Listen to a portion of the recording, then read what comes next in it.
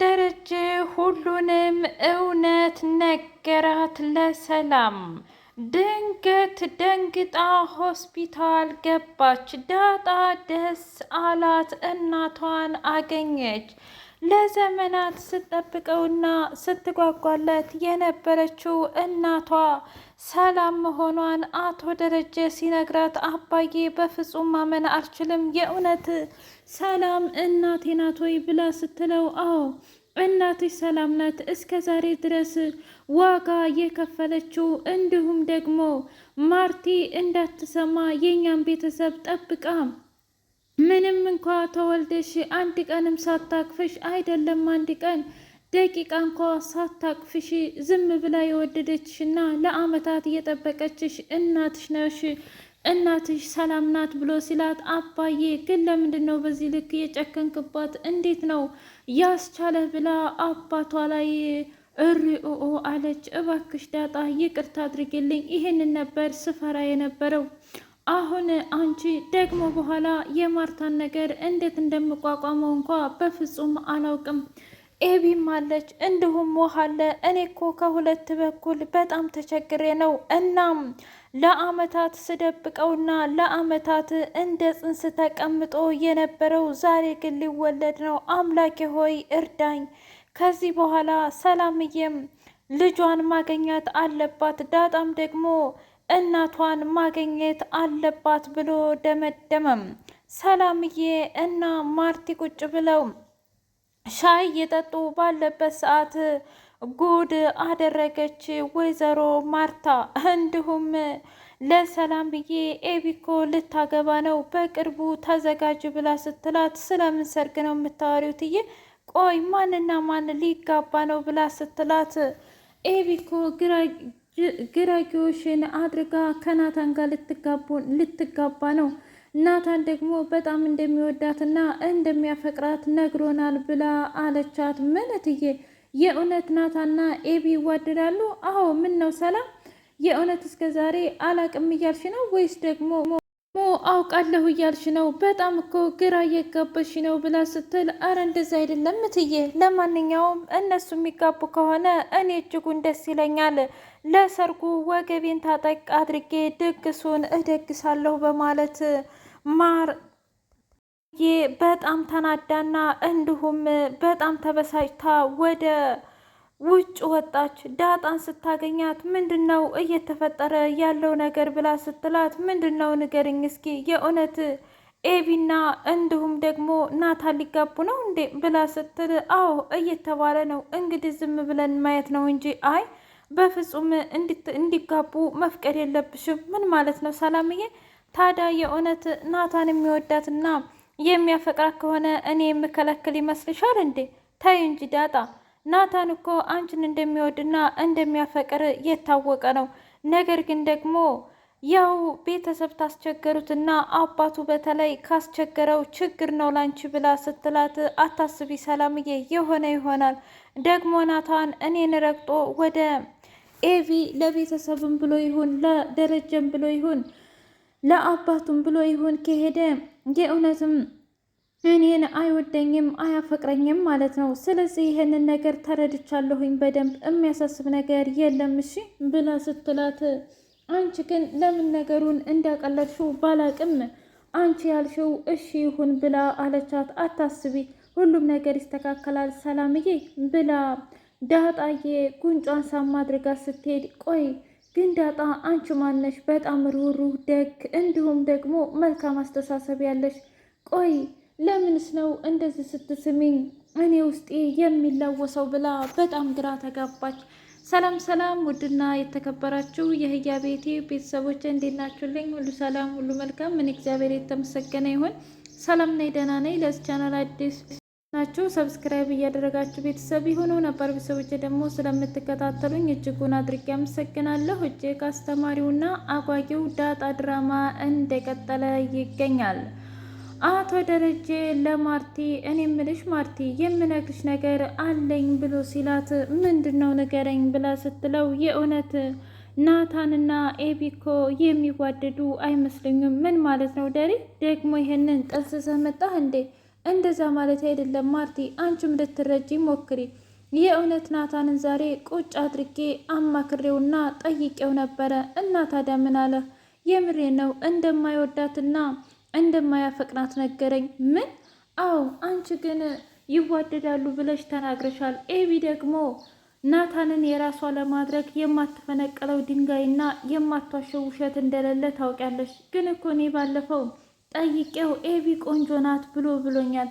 እኔ ምልሽ ማርቲ፣ ታዲያ ቆንጆ ናት ብሎ ነገረሽ እንጂ እወዳታለሁ፣ አፈቅራታለሁ ወይም ደግሞ የወደፊቱ ሚስቴ ትሆናለች ብሎሻል እንዴ? እንዴ ደሬ፣ እሱማ እንዳላለኝ ታውቃለህ።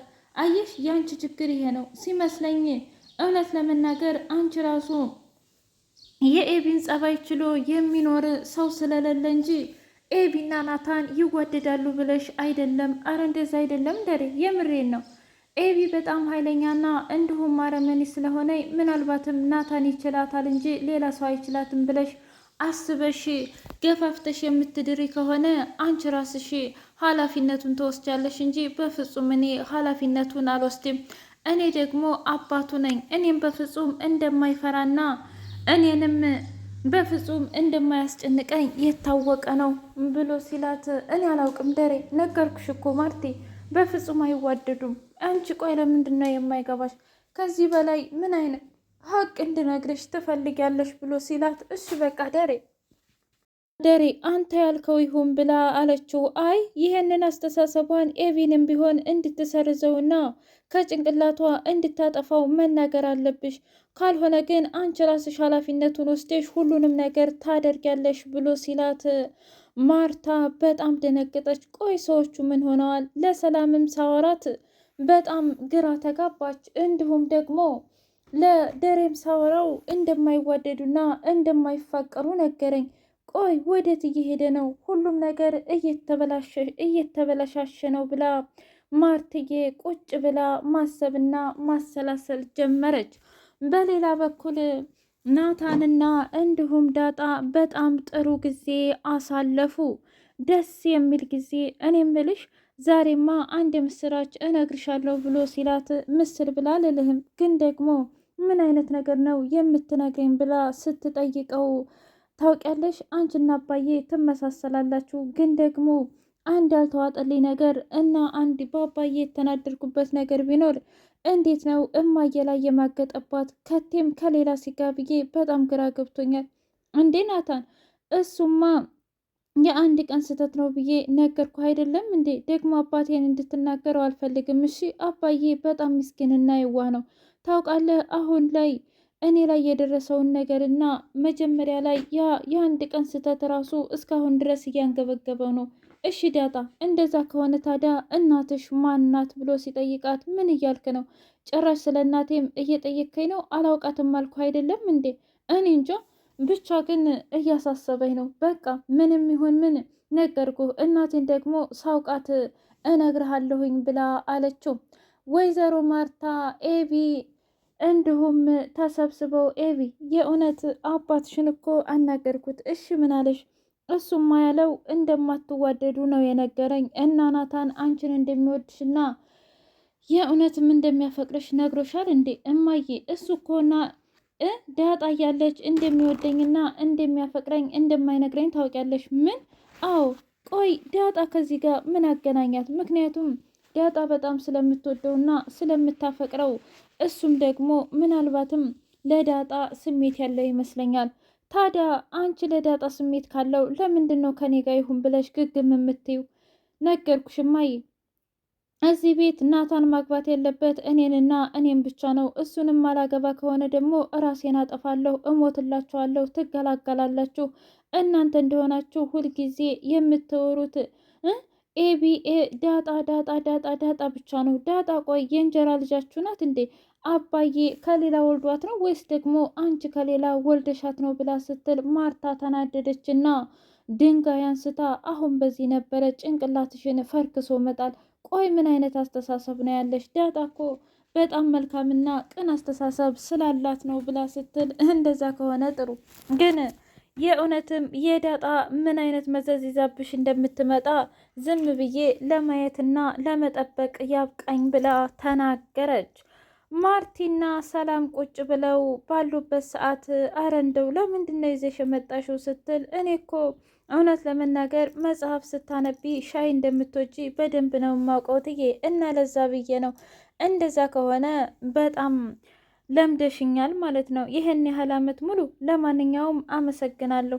ይልቁንስ ባለፈው ሚስጥር አወራሻለሁ የምነግርሻለ ብለሽ ነበር። ታዲያ ለምንድን ነው የማነግሪኝ ብላ ስትል አረ በፍጹም እውነት ለመናገር 1 2 ቀን 3 ቀን እንታገስና እነግርሻለሁ ብቻ ስለ ልጅሽ ጉዳይ ባልሆነ ብስትል ሰላምዬ ደንግጣ ቁጭ ብድግ አለች። እንዴ ስለምን ልጅ ነው የምታወሪው?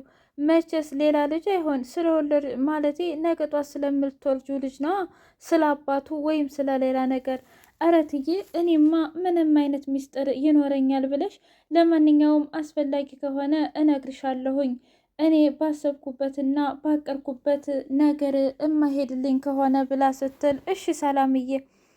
ማርቲ ማታ መሸና ከደሬ ጋር ተኝተው ባሉበት ሰዓት ቆይ ምን ሆነህ ነው ደሬ ብላ ስትለው አንቺስ ምን ሆነሽ ነው ማርቲ እስኪ ንገሪኝ። እኔማ የዝች የሰላም ጉዳይ ነዋ። ምንድን ነው ዛሬ በር ዘግታ ስታለቅስ ነበር እንዴ? ለምን? ምናልባት ነፍሰ ጡር ስለሆነች ይሆናላ እንዴ? ነፍሰ ጡር ብትሆን ታዲያ ነፍሰ ጡር መሆን ያስለቅሳል እንዴ ደሬ?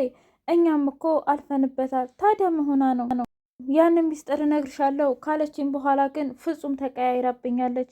እና ታዲያ እኔ አላገባት እኔ ምን አገባኝ ብሎ ሲል ለምን ትቆጣለህ ደሬ? እኔ እኮ ያልኩህ መሆን አይሆን ወይ ብዬ መጠየቅ ነው እንጂ አንተ እንደዚህ አርግ እንደዚህ አርግ አይደለም። እና ደግሞ መቆጣት አስፈላጊ አይደለም ብላ ስትለው እሺ ማርቲ በቃ አንቺ ያልሽው ይሁን እሺ። እኔ ምን እንደሆነች አላውቅም። ይልቁንስ አንቺ ቀረብ ብለሽ አማክሪያት ብሎ ሲላት እኔማ ስጠይቃት ምንም አልሆንኩም ብላ ሸምጥጣ ስለካደች ነው ብላ ስትለው ደረጀ መኪናውን አስነስቶ የሆነ ቦታ ቁጭ አለና አምላኪ ሆይ ለምንድን ነው እንደዚህ የምትፈትነኝ? ምክንያቱም አሁን ሰላም በልጇ ምክንያት እያለቀሰች ነው። ሁሉም ነገር ድብልቅልቁ እየወጣ ነው። እኔስ ደግሞ ምንድን ነው የማደርገው እያለ በሀሳብ ተዋጠ። ከዛ ዳጣ ጋ ሻይ ቡና እያሉ አባዬ በጣም ተክዘሃል፣ ምንድን ነው እስኪ ንገረኝ ብላ ስትለው አረ ምንም አልሆንኩ፣ አንዳንድ ጊዜ የአንድ ቀን ስህተት የዘላለም ጸጸት ይሆናል ብሎ አላት። አይ አባዬ እርግጠኛ ነኝ እንደዚህ የምትለው በእኔ ምክንያት ነው አይደል ብላ ስትለው ምን ማለት ነው ዳጣዬ? ያው እንዴት ባንቺ ምክንያት ሊሆን ይችላል አባዬ? ከውጭ የመጣሁብህ እኔ ልጅህ ነኝ ብዬ የመጣሁት እኔ። ታዲያ ይህንን ቤተሰብ አይተህ ምንም ቢሆን እትዬም እኮ ትቀየማለህ አይደል? በዛ ላይ ኤቢን ለመዳር ደፋ ቀና እያላችሁ ነው። ምን ነው አንቺም ሰምተሻል እንዴ? አዎና። ስለዚህ በቦክስም ከሆነ በቦክስም የመታውም በብርም ከሆነ ከዛም ብለን አቃጭተን እንትን እንላለን። ከአቅማችን በላይ ከሆነ ደግሞ ለፈጣሪ እንሰጠዋለን። አባዬ የምመጨነቅ ነው የምመጠበብ ነው። እኔማ እንደዚህ እንድትሆንብኝ አልፈልግም ብላ ስትለው እሺ እውነት ለመናገር ልክ ነሽ። አንቺን ሳወራ እኮ ለቀቀኝ ዳጣዬ ብሎ እቅፍ አደረጋት። አባትና ልጅ